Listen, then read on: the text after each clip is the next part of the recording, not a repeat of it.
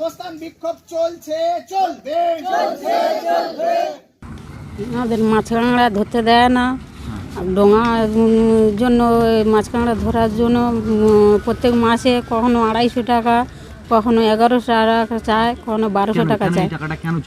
এই মাছ কাঁকড়া ধরার জন্য আমাদের ধরতে দেবে না বলে ওই মোটামুটি তোমার ওই 250 টাকা, কখনো 1100 টাকা চায়। তার কি কোনো রসিদ দেয়? না, তার রসিদ ফসিদ কিছু দেয় না। তো নদীতে নামলেই মাত্র ওই ইয়েতে তোমার সঙ্গে সঙ্গে ওই দেখা পেলে এই ডোঙা টানে, আর না হলে ওই তোমার টাকা দিতে হয়। টাকা দিলে তবে ওই ডোঙা নদীতে মোটামুটি লাফ দিয়ে দেয়, না হলে লাফ দিয়ে দেয় না। আর ফরেস্টাররা তো যেতেই দেয় না, তো ঢুকতেই দেয় না। ঢুকলে আরও মোটামুটি মারধর করে, ওই ভাঙচুর করে, মোটামুটি আর যেতেও দেয় না। হাঁড়ি টাড়ি কোনো সময় তুলে নেয়, কোনো সময় ডোঙা আবার টেনে তুলে নেয়, লাফ দিয়ে দেয় না।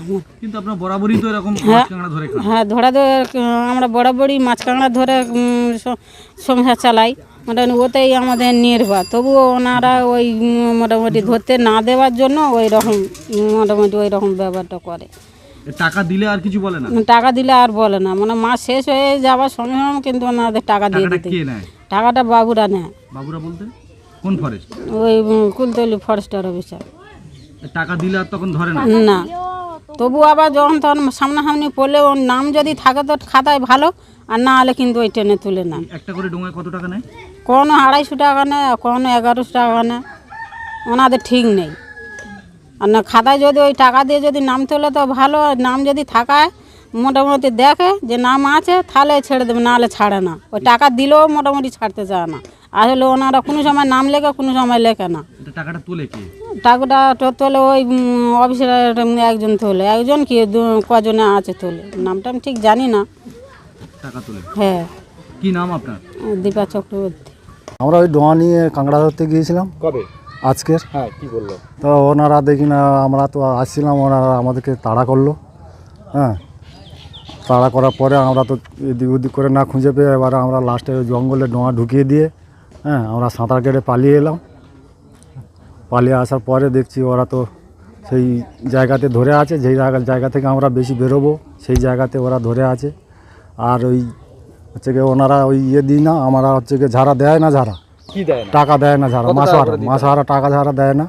ও 250 টাকা করে নেয়, না দিলে তখন ওই এবারে ধরে নেবে, ধরে নিয়ে এবারে টেনে নিয়ে চলে যাবে ডোঙা নিয়ে গিয়ে বলবে 1150 টাকা করে ফাইন দিতে হবে। এই যে আপনারা কত 250 টাকা না কত বলছেন দিতে হয়? হ্যাঁ, প্রত্যেক মাসে 250 টাকা করে। তার কি কোনো সরকারি রসিদ দেওয়া হয়? কোনো রসিদ দেয় না। তাহলে টাকাটা কেন নেয়? ওনার নেয়, তার কোনো নেই, বলে ও কারো কাছে বলবে না, অমুক তমুক হ্যান ত্যান নানা রকম, আমরা নিচ্ছি বলে জানো। এরকম কত ডোঙা ওলা আপনারা আছেন? আমাদের এখানে ডোঙা আছে প্রায় 500। এই 500 ডলার থেকে প্রত্যেকের থেকে টাকা তোলা হয়? হ্যাঁ, তোলা হয়। কি নাম আপনার? শিবশঙ্কর পইলাম। ভাই, আপনারা রাস্তা অবরোধ করেছেন কেন? আসলে 21শে নভেম্বর 2025 বিশ্ব মৎস্যজীবী দিবসে আমাদের দক্ষিণবঙ্গ মৎস্যজীবী ফোরাম এবং গুড়গুড়িয়া ডোঙা মৎস্যজীবী সমিতির পক্ষ থেকে মৎস্যজীবীদের দাবি দাওয়া নিয়ে কুলতলি বিট অফিসে ধর্না এবং ডেপুটেশন ছিল। কিন্তু কুলতলি বিট অফিসার সেই ধর্নামঞ্চ ভেঙে দেয়, এমনকি মৎস্যজীবীদের বার্ষিক নবীকরণযোগ্য পারমিটের আবেদনপত্র গ্রহণ করতে অস্বীকার করে। এমতো অবস্থায় আমরা এই পূর্ব গুড়গুড়িয়া শীতলা মন্দির বটতলায় 23শে নভেম্বর 2025 থেকে আজকে 13 দিন হলো আমরা অবস্থান বিক্ষোভ করছি। আমাদের প্রধান দাবিই হলো যে আমাদের বার্ষিক নবীকরণযোগ্য ব্যক্তিগত পারমিটের আবেদন গ্রহণ করতে হবে।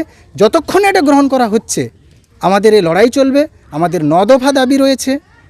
সুন্দরবনের এই যে চিতুড়ি জঙ্গল আছে, এখানে মৎস্যজীবীদের ওপর নানা রকম অত্যাচার করা হয়। তাদের কাছ থেকে মাসে ডোঙা প্রতি ফাইন 250 টাকা, কখনো 1000 টাকা। আবার এমনও সময় এসেছে যে ফাইন দেওয়ার পরেও ডোঙা ভেঙে দেওয়া হয়েছে। কিন্তু এই টাকা নিলে তার তো সরকারি কোনো রসিদ দেয় না। এটা বেআইনি, সম্পূর্ণ বেআইনি টাকা। এটা সরকারেরও দেখা উচিত যে এই টাকা কোথায় যাচ্ছে, সেটা সরকারের তদন্ত করা উচিত। কারণ রসিদ নিয়ে টাকা না দেওয়াটা এক ধরনের ঘুষ। এবং এই কুলতলি বিট অফিসার এদের কাছ থেকে, ক্ষুদ্র দরিদ্র মৎস্যজীবীদের কাছ থেকে এইভাবে ফাইনের নাম করে ঘুষ আদায় করে। ঘুষ যদি এটা না হতো তাহলে এটা তারা রসিদ দিত।